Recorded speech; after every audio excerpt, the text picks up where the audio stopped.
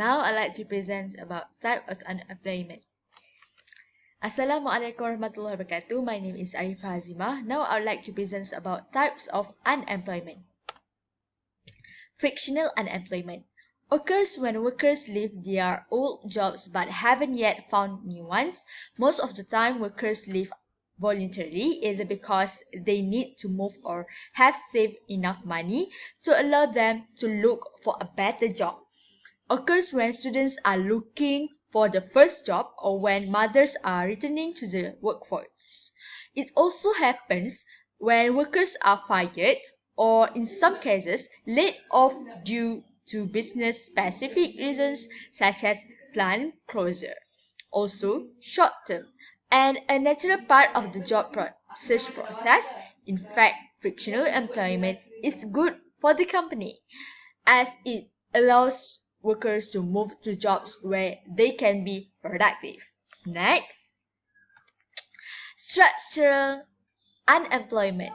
Structural unemployment exists when shifts occur in the economy that creates mismatch between skilled workers and skilled workers needed by employers. For example, of this is an industry's replacement of machinery workers with robots. Workers now need to learn how to manage the robots that replace them. Those that don't learn need for other jobs or face long-term structural unemployment. The third one, the main lesson for the third one is cyclical unemployment. Cyclical employment is caused by the contractions phase of the business cycle. That is when the demand for goods and services falls dramatically. It forces business to lay off large numbers of workers to cut costs. Cyclical unemployment creates more unemployment. The laid off workers have less money to buy the goods and services they need. That further lowers demand. In the form expenses monetary policy and fiscal policy, government intervention is required to stop downward spiral.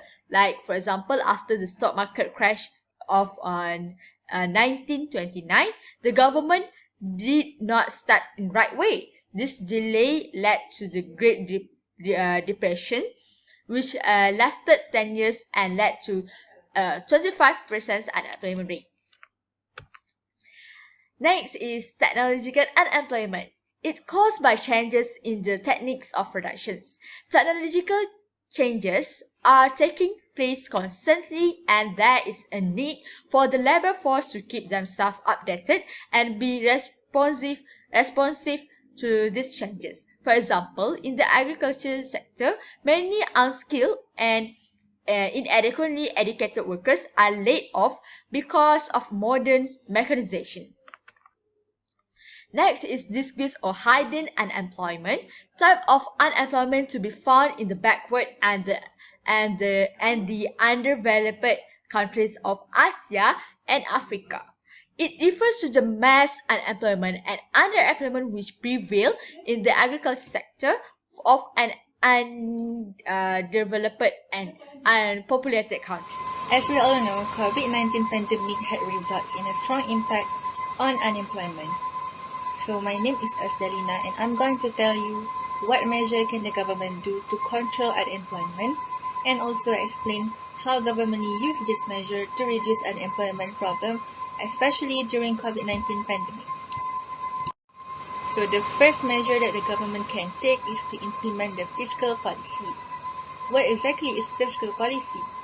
So fiscal policy is a policy involving the change of tax rate or government expenditure or both in order to achieve the government's economic and social objectives. What are the main instruments of fiscal policy? The two main instruments of fiscal policy are government expenditure and also taxes. The purpose of fiscal policy is to stabilize the economy. The type of fiscal policy that the government can implement is called an expansionary fiscal policy. Expansionary fiscal policy is implemented to get economy out of the slump. It is adopted to overcome unemployment or recession. The main instrument of expansionary fiscal policy is increased government expenditure or decrease in tax or both. Now that I have already explained to you about the measure that can be taken, which is fiscal policy. So the question is, how can the government use this measure to reduce unemployment? So first thing first, they can use this measure by increasing the government expenditure. They can use hotels as a quarantine center. Government can increase government expenditure by using hotels as a quarantine center. This way, hotel workers can still work and can reduce unemployment in this sector. According to My Safe Travels frequent asked question, inbound travelers via KLIA and KLIA2 airports will be assigned to hotels in Selangor and Kuala Lumpur. And based on Agensi Pengurusan Bencana Negara (NADMA), some of the hotels available for quarantine centers are Marriott Putrajaya, Sama-Sama KLIA, Dorset Grand Subang, Hilton Petaling Jaya, and many more. The second expansionary fiscal policy that the government can use to decrease unemployment is to decrease tax. Decreasing tax can help taxpayers to save more money if something bad happens in the future, which is during the pandemic, so that they will not be unemployed or manage to find a side job if they ever lose their job. According to the summary of presentation by Inland Revenue Board of Malaysia in July 2020, the Malaysian government responded to the COVID-19 by introducing temporary tax incentives. That includes tax deductions or capital allowance on expenses incurred in providing personal protective equipment to employees, and a further tax deduction for owners of building or business space who reduce or waive rents for small and medium-sized enterprise. So both of these tax incentives applies from 1 March to 31st December 2020. Next, I'm Hawa. I would like to continue about expansionary monetary policy.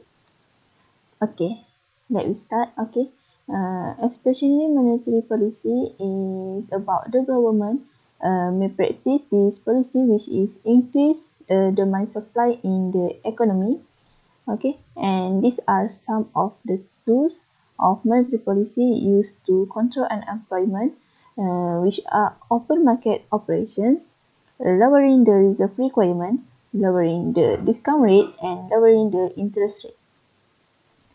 Okay, first of all is open market operations. Okay, open market operation is about purchase of securities or short-term bonds. Okay, the central bank may buy bonds or government securities from commercial banks.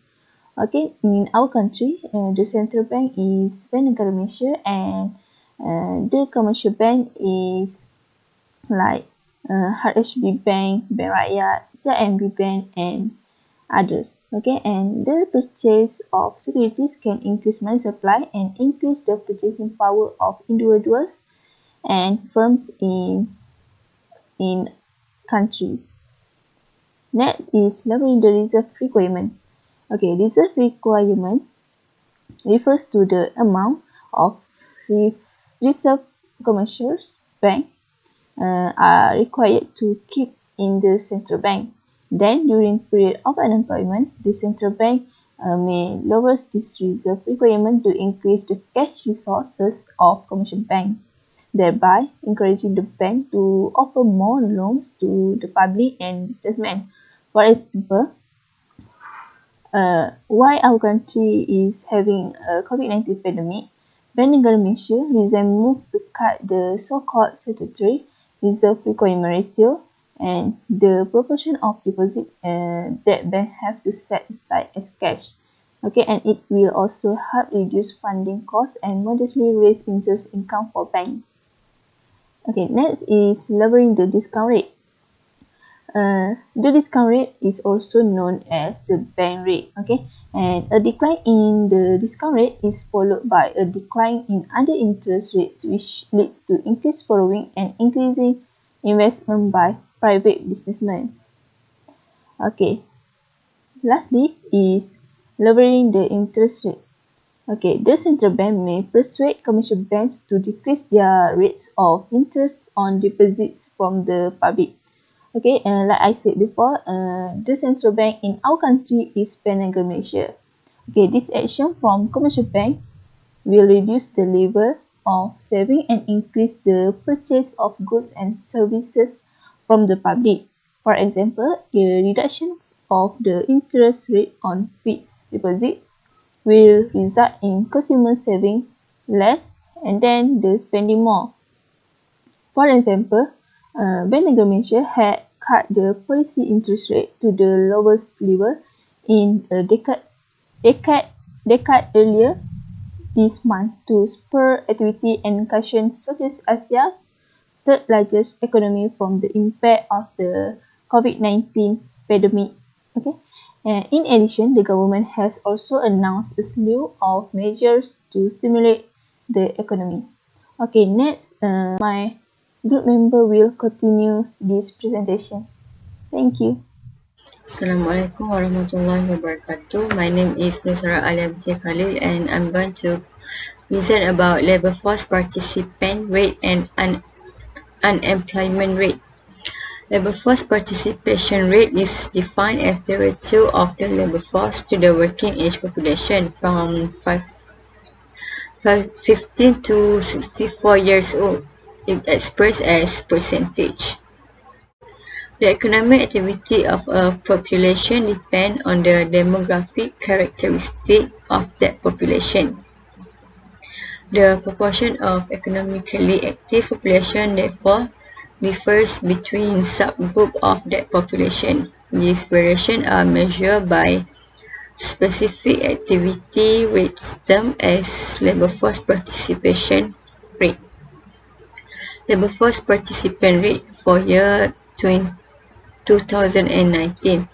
The labor force participation rate in August 2019 increased 0.1 percentage point to 68.6% as compared to the previous month and increased 0.2 percentage point compared to August 2018. The rate is 68.4%. The number of labor force in this month rose 1.8% against August 2018 to 15.71 million person. During the same period, employed person also increased 1.9% to 15.19 million persons. For the year 2020, during the month, the labor force participant rate improved 0.3 percentage point to 68.4%. Year-on-year comparison, LFPR declined by 0.2 percentage point from the same month of the previous year. The rate in August 2019, 68.6%. Both male and female registered increase in labor force participant rate. In August 2020, male LFPR increased 0.2 percentage point to 80.6% as against July 2020. The rate is 80.4%. The number of male labor force increased by 1.0% to record 9.72 million person. On the other hand, female LFPR rose by 0.1 percentage point to 55.2%. In July 2020, the rate is 55.1%. With the number of male labor force was 6.18 million person. Meanwhile, year-on-year, male and female LFPR dropped by 0.3 percentage point and 0.4 percentage point respectively. Unemployment rate. unemployment rate is the proportion of unemployed population to the total population in labor force. This rate measures the percentage of unemployed population in the labor force. Unemployment rate remained at 4.7%. The number of unemployed persons decreased marginally month-on-month by 3.5% to 741.6% compared to July 2020. The person is 745.1 thousand. However, the unemployment rate was higher by 1.4 percentage point as against the same month of the previous year. August 2019, the rate is 3.3%, with the number of unemployed persons increased by 200 to 21.4 thousand persons from 520.2 thousand persons. More than 80% of the unemployed persons were actively unemployed. Out of these, 49.2% were unemployed for less than 3 months as opposed to 49.6% in July 2020. In the meantime, 9.4% or 58,000 persons were in long-term unemployment for more than a year. As for the inactively unemployed or discouraged group, whom believe there were no jobs available during the month, increased by 0.3 percentage point to 26.5 thousand percent as compared to 124.9 thousand percent in July 2020. In terms of age group, the unemployment rate of youth is always higher than the overall and adult. For youth aged 15 to 24 years, the unemployment rate dropped 0.2 percentage point to 13.7%. In July 2020, the rate is 13.9%, while the unemployment rate for youth aged 15 to 30 years fell 0.8 percentage point to record unemployment rate of 8.9% in July. In July 2020, the rate is 9.7%. Assalamualaikum warahmatullahi wabarakatuh. My name is Anis Dayumanti Rosli and I am from TIA 3D. So, as you can see on my slide, labor force analysis. So, labor force defined as people from the total population above 16 years of age who are not in any institution and who are either employed or unemployed but actively seeking employment. But for those who are 16 years old and not in the labor force are students, housewives, pensioners, and discouraged workers.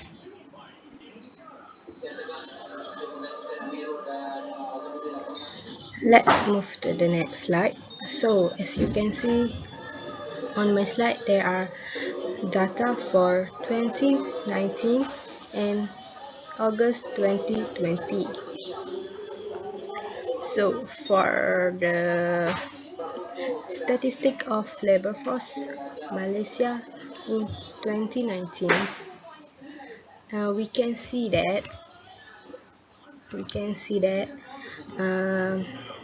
the labor force in Malaysia in the years 15.6 million persons. As compared to 2018, there are 15.3 million persons. So between these 1 year, they are increased by 2%. Because in 2018 there are 15.3, but in the 2019 there are 15.6. So there are increase in 2%. So next we look at the August data for August 2020. Okay, as we can see that for July 2020 there are 15.82 million person, and for the August 2020 there are 15.9 millions. So there are in 0.08 thousands increase by July to August in just 1 month. The labor force value are increasing in about 1.2%. 1.2%. So there are 1.2% increase. So as for compare it with 2019, it increased by 0.3 thousand to record 15.9. It is evidence due to the wave of virus that began to set foot in our country. At the time, government had to restrict economic activity in the country so that the virus could be curbed.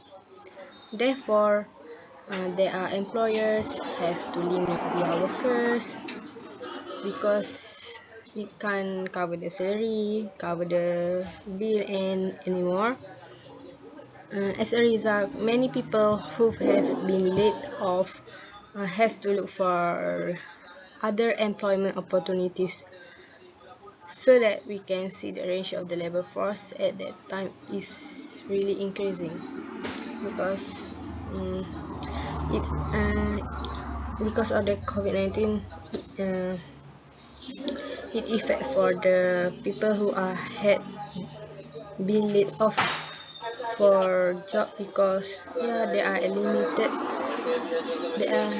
The company or business have to limit their workers because they want to cover the financial institution for their business company. So in August 2020, the number of labor force, as I said just now, it increased by 0.08 thousand person to record 15.9 millions as compared to July 2020. Just in 1 month, the labor force are increased because the COVID and people are seeking for employment to survive for life. So in August 2020, as we can see, the lifting up of restrictions led almost all sectors to regain momentum, including tourism sector, industry, due to higher demand. Hence, the business related to this sector or industry, such as accommodation, food, and beverage, transportation, and entertainment also has experienced a positive impact. The labor force report for August 2020 described the labor supply situations as the country entered the third month of RMCO. The report will elaborate on the year-on-year changes, in addition to the short-term changes from the previous month, to examine the immediate effect of the MCO to contain the spread of COVID-19. So I think that's all from me. Next I will pass the presentation to my next groupmate.